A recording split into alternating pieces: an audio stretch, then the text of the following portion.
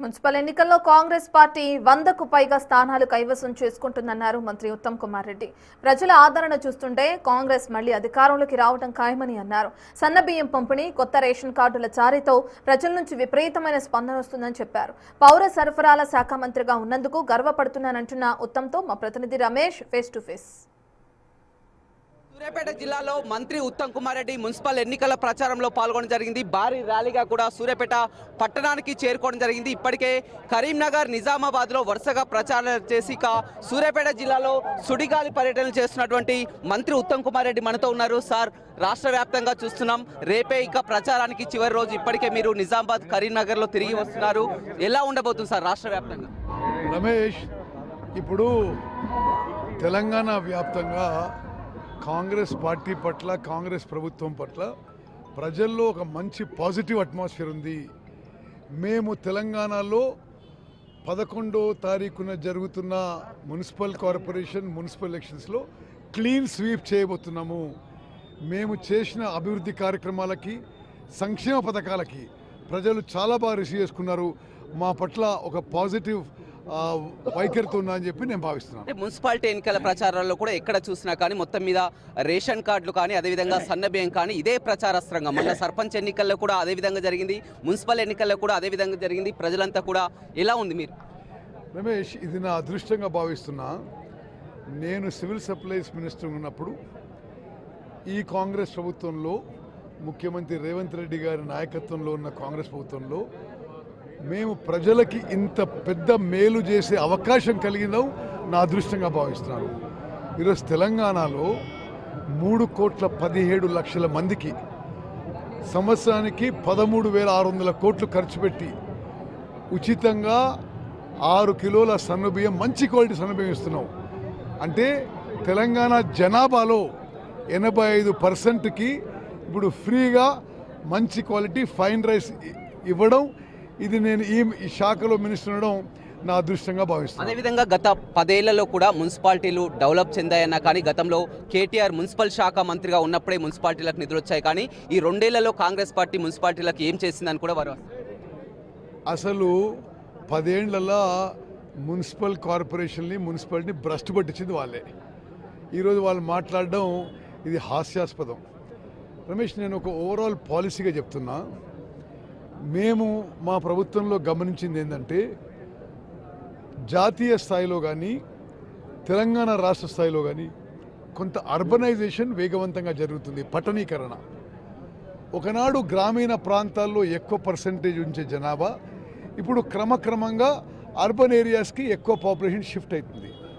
అందుకోసం మరి హైదరాబాద్ మహానగరం నుంచి సూర్యాపేట మున్సిపాలిటీ వరకు మేము కొన్ని వేల కోట్లు ఖర్చు పెట్టి ఒక అద్భుతమైన ఇన్ఫ్రాస్ట్రక్చర్ ప్లాన్ చేస్తున్నాము.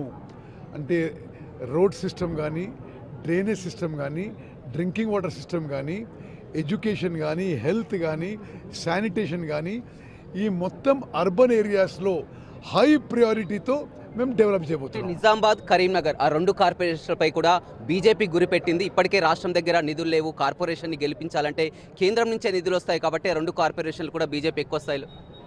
కేంద్రం నుంచి తెలంగాణ రాష్ట్రానికి బీజేపీ కేంద్ర ప్రభుత్వం 12 ఏళ్ళుండి ఏమీ మేలు చేయకపోగా అనేక విషయాల్లో నష్టం చేసింది చెప్పి మనం చేస్తున్నా.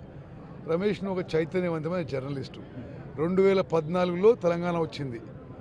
తెలంగాణ ఏ బిల్లు ప్రకారం, ఏ చట్టం ప్రకారం అయితే తెలంగాణ రాష్ట్రం ఏర్పడ్డదో, ఏపీ రీఆర్గనైజేషన్ యాక్ట్ ప్రకారం ఏర్పడ్డది. ఆ చట్టం ఆనాటి పార్లమెంట్లో పాస్ అయి భారత రాష్ట్రపతి తర్వాత వారి ద్వారా గెజెట్ నోటిఫికేషన్ వచ్చింది. ఆ గెజెట్లో ఉన్న హామీలను కూడా ఈ 12 ఏళ్లలో తెలంగాణ రాష్ట్రానికి కేంద్ర బీజేపీ ప్రభుత్వం చేయలేదు. ఏం మాట్లాడుతున్నారు వీళ్ళు?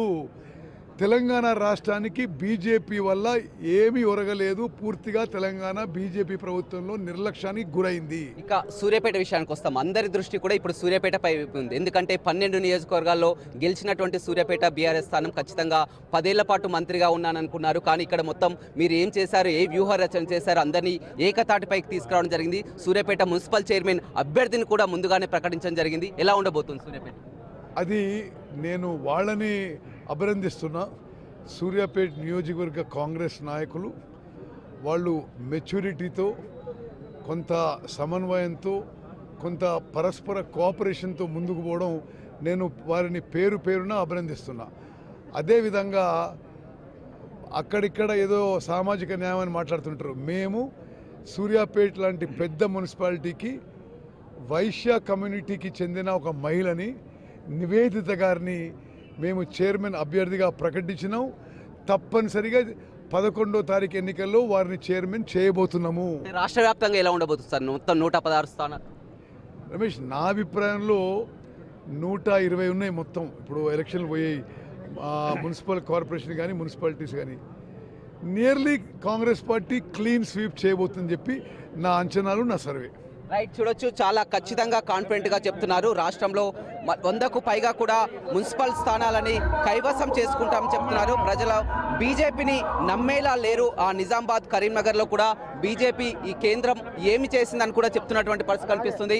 మనం చూస్తున్నాం మొత్తం కూడా వరుసగా పర్యటనలు అయితే కొనసాగింది. ప్రచారానికి కూడా ఇక చివరి రోజు కావడంతో కూడా నేతలంతా కూడా ప్రచారంలో నిమగ్నమైనటువంటి పరిస్థితి కనిపిస్తుంది. మంత్రి ఉత్తమ్ కుమార్ రెడ్డి చాలా కీలకంగా తీసుకున్నటువంటి ఆ సూర్యాపేట స్థానాన్ని ఖచ్చితంగా గెలిచి తీరుతాం. అదేవిధంగా హుజూర్ నగర్, కోదాడ మొత్తం అన్ని నియోజకవర్గాల్లో కూడా మున్సిపల్ చైర్మన్ అభ్యర్థులని గెలిపించుకుంటామని కూడా మంత్రి ఉత్తమ్ కుమార్ రెడ్డి చెప్తున్నారు. వీడియో రవితో రమేష్, బిగ్ టీవీ, సూర్యాపేట.